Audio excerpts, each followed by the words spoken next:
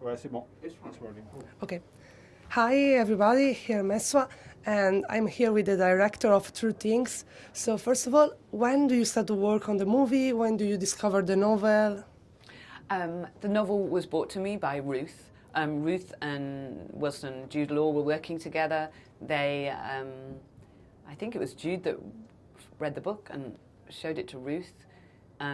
Ruth then came to me looking for someone to adapt and ultimately direct the screenplay.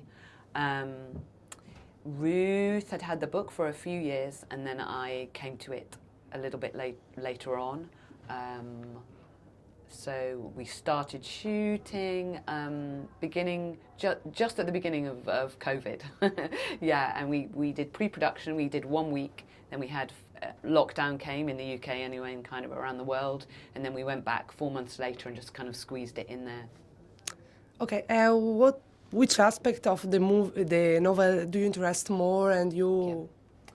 I think definitely this feeling of being consumed by someone, this feeling of your mind always defaulting to this person, this feeling that in a way it's like a drug that lifts you up, and when they're there you feel good, when they go you feel flat, and then always feeling on the back foot, like you never quite know where you are.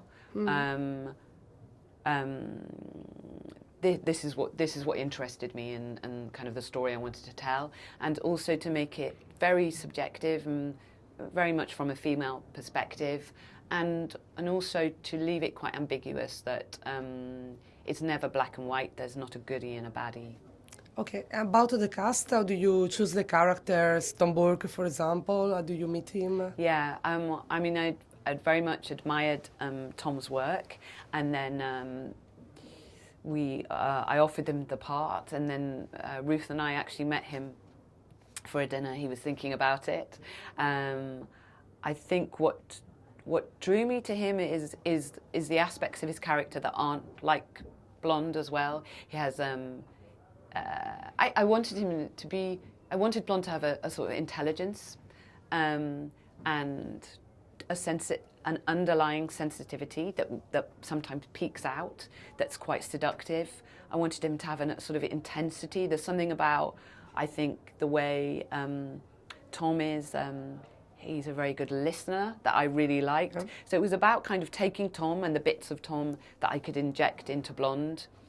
And then Tom, in a way, taking on the words and the character of Blonde, with still other stuff bubbling underneath, which I thought would be really interesting.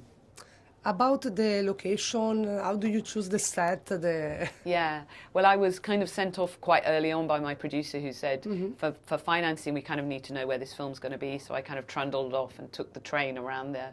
I always knew that I wanted it to be in a seaside town, or I felt that was the right thing. And then I knew I wanted it to be in a seaside town that wasn't too typically British. I think it's Britain, so it's British, but not to be got a lot kind of like slot machines. And what I liked about this town is the architecture really, and the boats and these kind of arches that it had, and it's hilly, and also the atmosphere of Ramsgate is it feels like it hasn't really changed in the last it feels like London did like 50 years ago.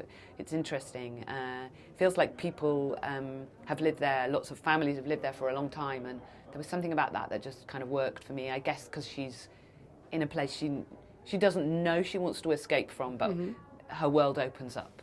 About the soundtrack, how do you choose the soundtrack? How do you work with it? It's interesting. For instance, the song that Ruth dances to, that was when we were shooting, I was trying to find a way to imagine the kind of Spanish part of the movie, and for some reason I was listening to that track, and I just felt like the kind of beat that it has really, when I read the script and envisaged scenes, that really took me through. So then I thought, well, let's play it in the club and let's see what happens. And then with the score was really tricky to get right. I had an amazing composer that I worked really closely with, and it was always about making the score reflect Kate's point of view. So for instance, not the audience point of view. So when she's in the car park, it's not a dark moment for her. So the typical thing would be to music that emphasizes the darkness or the fear that we have that something bad might happen to her.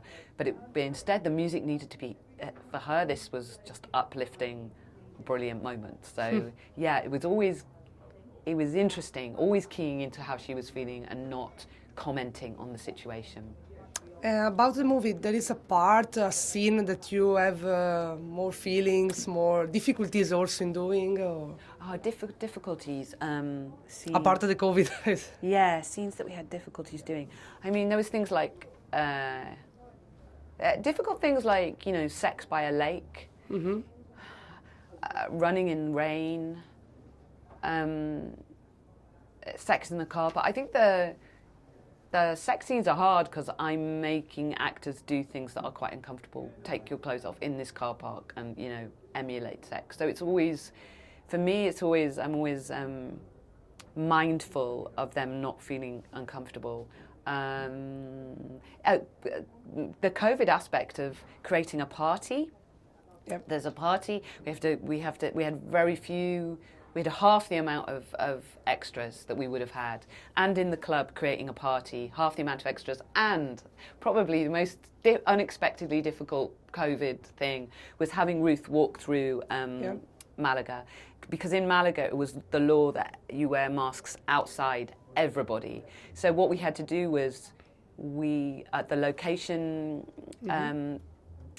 scouts knew where there were kind of quite quiet streets, and we had like 40 or 50 extras with us, all dressed and ready, and then we would go, we had like a police escort, and we'd go to the street, and then we'd populate the street with all our people, and then we'd follow Ruth down the street with someone going, mask on the right, avoid, mask on the left. Yeah. So that was like, it was crazy, and that was our last shooting day. It was a brilliant way to finish, actually, yeah. Okay, thank you very much. Yeah, you're welcome. Thank you. Okay.